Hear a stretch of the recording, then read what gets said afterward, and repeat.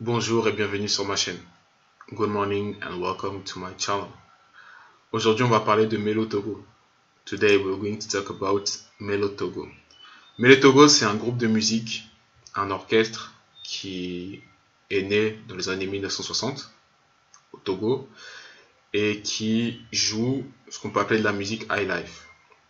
Melo Togo is a band, is an orchestra that was born in the 1960s in Togo, and this band plays highlife music. Donc la musique highlife, c'est un style de musique qui est né au Ghana dans les années 1900, au début des années 1900, années 1920, et qui s'est démocratisé. Et c'est un style de musique qui est inspiré de la fanfare, du jazz. Donc on retrouve les sonorités africaines, mais on retrouve aussi toutes les sonorités de la culture afro-américaine. So highlife is a style of music, and its particularity is to mix the African sonorities, the African rhythm sounds, because highlife music was inspired by jazz and by brass bands, and highlife music became very popular with Iti Mensah, Emmanuel Tete Mensah, and Fela Kuti and others. Donc aujourd'hui, j'ai choisi deux extraits de Melo Togo qu'on va écouter. J'ai mis bien sûr les paroles en français, et ensuite j'ai mis les paroles en anglais. Donc en premier lieu, on a les paroles en EV, ensuite on a les paroles en français que je vais détailler, faire des commentaires dessus, expliquer, et la même chose en anglais. So here we have the lyrics in Ewe, and then we go into the lyrics in English, and I'll give some explanation, translate, and give a deeper meaning to the songs, and then we do the same in French. Donc on va commencer avec le premier extrait. Let's start with the first extract.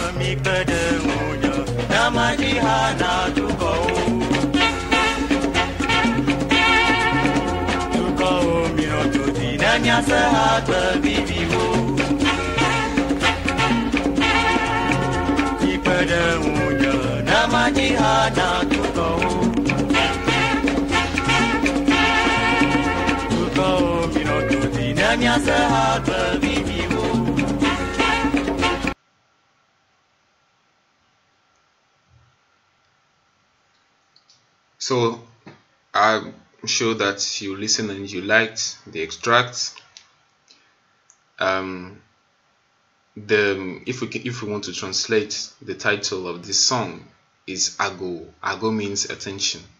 So the singer is basically requiring the attention of people who are listening to him, and especially the great singers.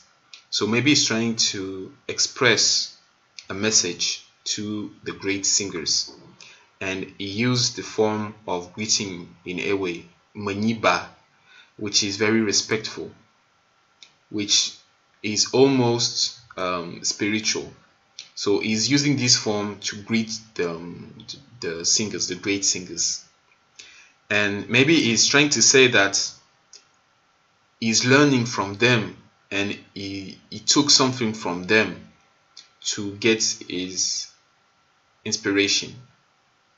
So it reminds me of another proverb that says, Kahohono ubeyaro, which means that it is from the old rope that the new one is made. So what we can get from it is that in life, sometimes if you want to progress, if you want to go forward, if you want to get inspiration, you can, take some of the things or learn from others. It could be in everything, whether in any kind of art, in any kind of, whether music, whether dance, whether song, composition, and so on. So it's saying that you can get inspired by learning from others, and it's not jealousy. It is a way to go forward. So that's what he's telling us in this song. And then he's talking to everybody that is listening to him, that he's calling the people, he's calling the nation to listen to this music, to his music, to the music that they are playing. And I'm sure that you heard the trumpets, you heard the rhythm of this song, and this song you can dance on it very easily. So I'm sure that my forefathers, my ancestors, my uncles, aunties, they used to dance on this song, and have fun on this song. So yeah, I really like that song. And at the end he's saying you will listen to sweet songs, and indeed this song is a sweet song, and the rhythm also is sweet. Donc voilà, je pense que vous avez écouté l'extrait. Je pense que vous avez remarqué les trompettes et le rythme assez entraînant.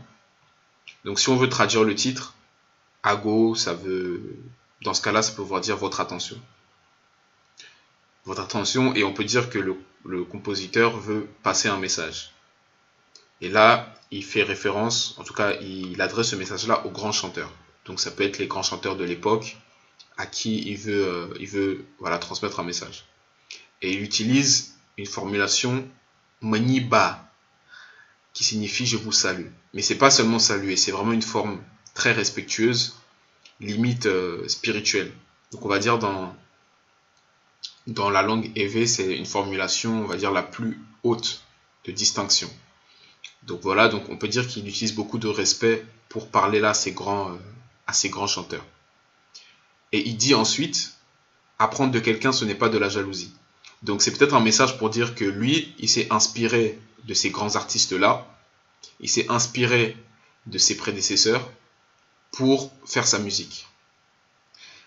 Et ça me fait penser à un proverbe Ewe, Kahohono Ogbeyaro, qui signifie c'est à partir de l'ancienne corde, de la vieille corde, qu'on fait la nouvelle. Donc c'est un peu ça aussi l'idée. C'est-à-dire qu'il utilise ce que ses prédécesseurs ont fait pour pouvoir trouver de l'inspiration, pour pouvoir progresser.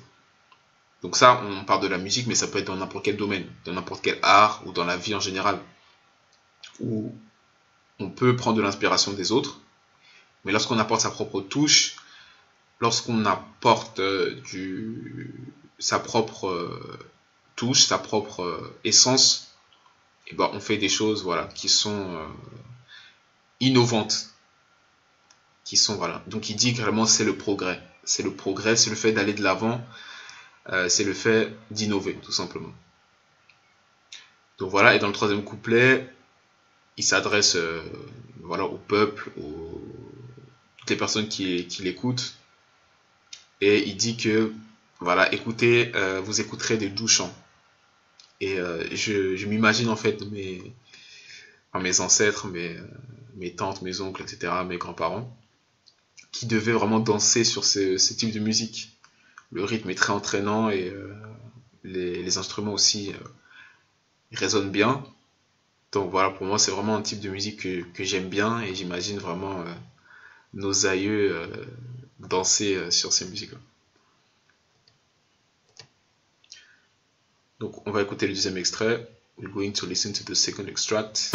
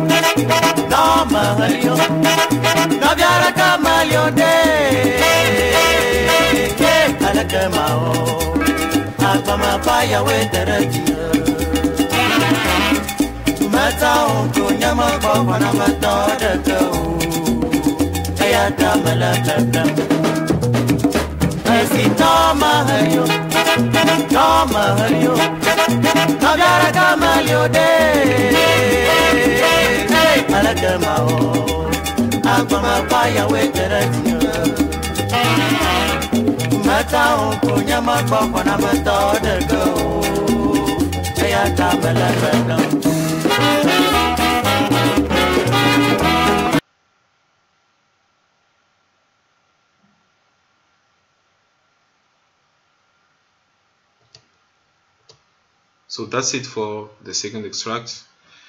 What I like about this song is the poetic aspect of it. When he says Agbamanya Tumalea, it is saying that issues of life happen to him, but he's saying it in a poetic way. The same thing when he say Agbama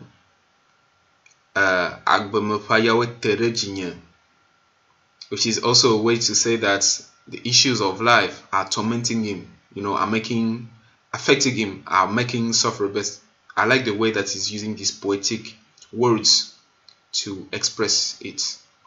So maybe this song refers to a death in a family. At the moment he's saying that there is no father, there is no mother, no sibling.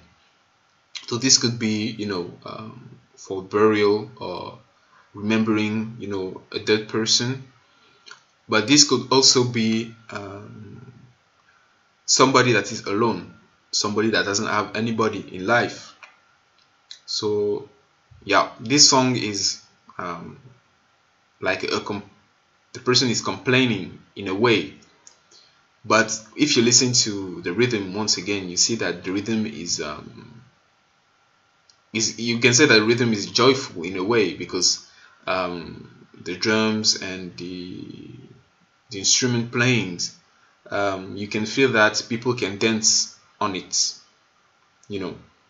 So yeah, this song is complex in a way, because you have the lyrics that are sad lyrics, and he's saying it at the end of the song that is sad because of it, because he has no savior. He's looking around see nobody. So this could be also a way that sometimes you can have, your family, your people around you, but they will not do anything for you. They are there, but they don't do anything for you. This could be also a way to say that you can have somebody in life sometimes, but you can feel alone, no matter that you have somebody. This feeling of being alone is affecting this person. And also, we could say that in general, life isn't easy. Life, everything doesn't go as we want. Trouble come, issues come, and all that stuff that happen. My American says shit happen. Yeah, shit happen. So this is what the song is saying. Agbamanya, issue of life, problem of life. Life goes with issues. Life goes with problem. If you don't have any problem in life, or as long as you are alive, you should have problem. You should have issues. Whether you are poor, whether you are rich, life goes with issues. So this song is also one of my favorite songs.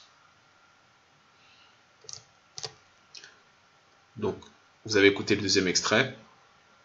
Agbamanya, qui peut être traduit par les problèmes de la vie, les difficultés de la vie, etc. Donc on a un son une musique un peu de complainte lorsqu'on regarde les paroles, où ça peut faire référence à quelqu'un qui a perdu beaucoup de membres de sa famille. Et donc du coup, c'est là la perte de ces êtres chers-là affecte cette personne-là. Donc ça peut être le premier cas. Le deuxième cas, ça peut être quelqu'un qui a certes de la famille, mais qui se sent seul. Qui se sent seul, et les différents problèmes de la vie affectent cette personne-là. C'est aussi un moyen de dire que dans la vie n'est pas facile en fait. La vie est compliquée. La vie, il y a des problèmes dans la vie. Tout ne roule pas comme on veut. Et il se pose des questions, il ne sait pas comment il va faire. Et il se questionne un peu sur sa vie, sur voilà comment il va faire, pourquoi cette souffrance en fait. Et ce que j'aime dans cette chanson, c'est vraiment l'aspect poétique. Et même si la traduction mot à mot, c'est un peu compliqué, mais il dit pas seulement que des problèmes lui arrivent, il utilise des mots de façon poétique en fait. Et c'est vraiment ça que j'aime bien avec cette chanson-là. Donc voilà un peu pour cette chanson. Il y a un peu un paradoxe, parce que la chanson en elle-même, quand on regarde les paroles, sont assez tristes, mais le rythme on pourrait limite un peu danser dessus. Donc voilà, c'est un peu un paradoxe, si on peut dire ça. En tout cas, cette chanson-là, je l'aime beaucoup et c'est une de mes favorites. Donc voilà, j'ai terminé avec cette vidéo. I'm done with this video. I hope that you like it. I think I'll come back with another video with the Ramblers. Yeah, Ramblers. This will be my next video. Donc je reviendrai probablement avec une prochaine vidéo. Ce sera sur le groupe de musique Ramblers. Voilà. Donc n'hésitez pas à aimer, à partager, à commenter. Feel free to share, to like and comment this video. Thank you, and I see you in other video.